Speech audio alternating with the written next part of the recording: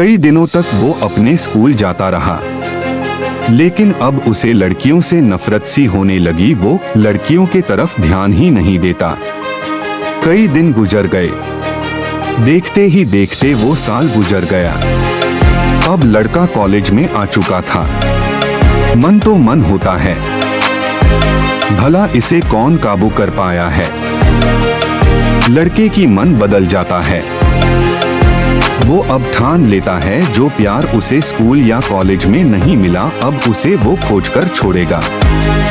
उसके दिमाग में खिचड़ी पक रहा था। उसने अपना फेसबुक अकाउंट खोला, फिर उस पे वो प्रतिदिन 10 लड़कियों को फ्रेंड रिक्वेस्ट भेजता था कि जो सच्चा होगी वो खुद मुझसे प्यार करेगी। वो हर रोज यही काम करता रहा। कई दिनों बाद कुछ लड़कियों से उसकी बातचीत हुई। कितनी सारी लड़कियां उससे बातें की, कुछ दिनों तक फिर उससे रिचार्ज करवाती और ऐसे ही उसके साथ टाइम पास करती रहती, लेकिन उसे सच्चा प्यार करने वाली लड़की नहीं मिली। फिर लड़के ने उदास होकर वो फेसबुक चलाना छोड़ ही दिया था। लेकिन तभी एक दिन वो सुबह सुबह जब अपना फोन खोलता है तो वह देखकर हैरान हो जाता है। उसे एक लड़की ने फ्रेंड रिक्वेस्ट भेजी होती है। यह देख लड़का खुशी से उछल पड़ता है और झट से फ्रेंड रिक्वेस्ट स्वीकार कर लेता है और एक मैसेज लिखता है, हिल मुझे एक सच्ची और अच्छी दोस्त या प्यार करने वाली साथी की जरूरत है। क्या आप हमसे प्यार करेंगे? लड़की कुछ देर तक सोचती है, क्योंकि लड़की उस लड़के के मैसेज को सीन कर लेती है और 1 मिनट बाद रिप्लाई देती है। बोलती है, मुझे भी एक ऐसे ही लड़के की तलाश थी जो हमसे सच्ची मोहब्बत करे। तो लड़का बोलता है, वाह तब तो ठीक ही है, आज हमारा भी सपना पूरा हो गया। हम वादा करते हैं कि आपको सबसे ज्यादा प्यार करेंगे। लड़की बोली, सब तो ठीक है, लेकिन अभी मैं प्यार नहीं कर सकती। लड़का पूछता है, पर क्यों? तुम्हें जैसा लड़का चाहिए था, अब तो वो तुम्हारे होने को तैयार है, तो फिर प्यार क्यों नहीं कर सकती? लड़की बोलती है, बात वो नहीं है, पहले मैं चाहती हूँ कि तुम मेरी दोस्त बनो और फिर अगर हमें तुम्हारी दोस्ती पसंद आई तो प्यार तो खुद ही हो जाएगा। लड़का खुश हो जाता है क्योंकि उसका दोनों ही सपना पूरा होता नजर आ रहा था।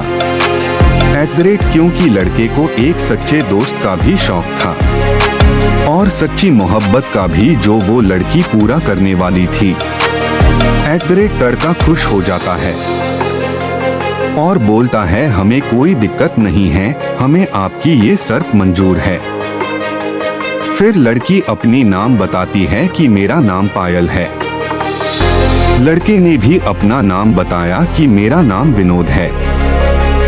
फिर दोनों की आपस में बहुत सारे चैटिंग होते हैं। देखते ही देखते वो दोनों बेस्ट फ्रेंड से कब प्यार में आ गिरे पता ही नहीं चला। दोनों मैसेज से ही बातें किया करते थे। फिर एक दिन लड़के ने उसे देखने की इच्छा जताई। लड़की ने अपना फोटो भेजी और फिर दोनों में वीडियो कॉल पे घंटों घंटों तक बातचीत होती। यही सिलसिला जारी रहता है। 6 महीना बाद पायल बोलती है, विनोद मेरे घर वाले शादी की बातचीत कर रहे हैं। विनोद बोलता है, तुम्हें याद है न साथ जीने और मरने की वादा की हो, कस्में खाई हो कि शादी होगी तो हम दोनों के एक दूसरे से ही, अगर ऐसा नहीं हुआ तो शादी ही नहीं करेंगे। पायल बोलती है, हाँ हमें सारे कस्में वादे याद है, इसलिए तो बोल रही हूँ कि कुछ करो, मुझे तुमसे ही शादी करनी है। लड़का बोलता है, ठीक है, मैं तुम्हारे घर वालों से मिलता हूँ, मिलकर बात करता हूँ।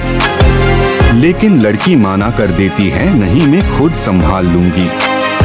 और 1-2 दिन तक मैसेज नहीं आता है। फिर कुछ दिनों बाद लड़का पाता है कि उसका आईडी ब्लॉक हो चुका है। पायल ब्लॉक किया किसने? लड़का बहुत परेशान रहता है। अंत में वो उसके घर तक जैसे तैसे पहुंचता है। विनोद देखता है कि उसका घर एकदम सजा धजा रहता है। वो समझ जाता है कि ये शादी पायल की ही होगी। तभी उसको उस शादी में एक उसका दोस्त राजेगा मिलता है। जैसे ही उसने विनोद को देखा वो बोला, विनोद तू यहाँ कैसे लड़के वाले की तरफ से आए हो क्या, मगर उससे तो तुम्हारा जान पहचान नहीं है। तभी विनोद बोलता है, छोड़ना यार, तू यहाँ कैसे वो बता।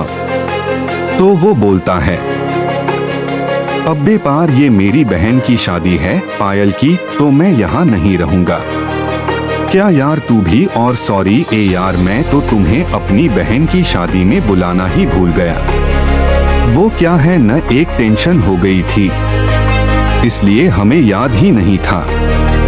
तभी विनोद पूछता है, टेंशन कैसा टेंशन। तो लड़की यानी कि पायल का भाई बोलता है, यार तुझसे क्या छुपाऊं मेरी बहन पायल फेसबुक पे किसी से प्यार करती थी, वो दिन भर उससे बातें किया करती थी। विनोद को सब समझ में आ रहा था कि वो यानी कि पायल किससे दिन भर बातें करती थी। विनोद बोलता है, तो उससे ही शादी हो रहा है क्या। तो लड़की का भाई यानी कि राजेश बोलता है, नहीं भाई, वो लड़का तो अभी पढ़ाई ही कर रहा है। मैंने अपनी बहन को बहुत समझाया कि लड़का इंजीनियर है, वो बहुत पैसा कमाता है, तो मेरी बहन मान गई। वो खुद बोली कि मैं जिससे बात करती हूँ उसके पास कुछ नहीं है। विनोद यह सुनकर एक बार अपनी संतुष्टि के लिए पूछता है कि राजेश, तो क्या ये शादी लड़की की मर्जी से हो रही है। तो राजेश बोलता है, हाँ, मेरी बहन तो बहुत खुश है इस शादी को लेकर, और उसने तो उस लड़के को फेसबुक पे ब्लॉक भी कर दी। इतना बताने के बाद राजेश कुछ काम से अलग चला जाता है।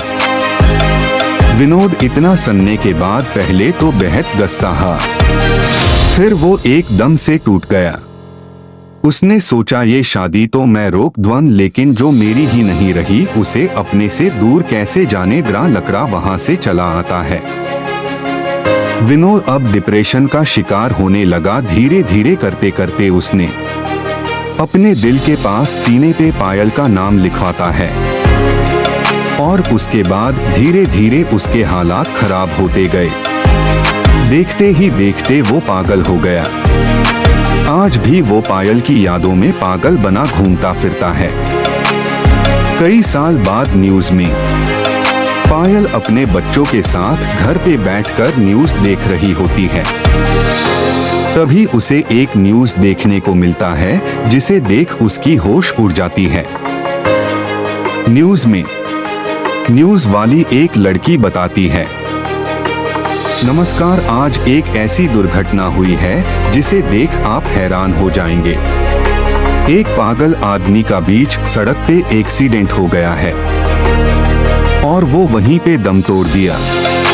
बताया जा रहा है कि उस पागल आदमी के सीने पे किसी पायल नाम की लड़की का नाम लिखा है। गुप्त सूत्रों से पता चला है कि उसका नाम विनोद है, जिसे पायल नाम की लड़की ने धोखा दी है, जिसके बाद से ही युवक का मासिक दशा खराब होने लगा था। वो डिप्रेशन का शिकार हो चुका था और अंत में उसकी मौत हो गई। राजेश भी यह न्यूज अपने घरों से बैठकर देख रहा था। उसे सब समझ आ और फिर अचानक चुपके से क्यों भाग गया था। राजेश अपने ओ गया था कि आखिर विनोद शादी में क्यों आया था।